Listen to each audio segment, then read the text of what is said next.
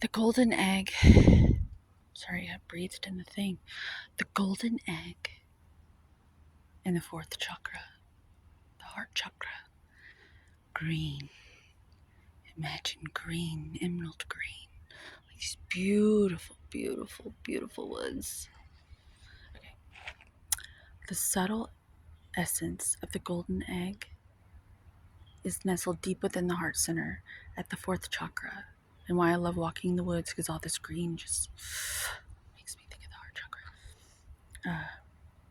Anahata is the home of the self or soul. By bringing the mind into the center, we discover a portal to the most intimate and luminous space. It is said our inner guide sits there in deep meditation, waiting to hold us when we feel most alone.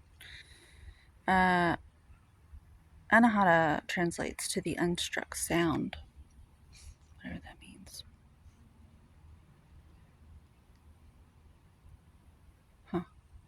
Have a good day.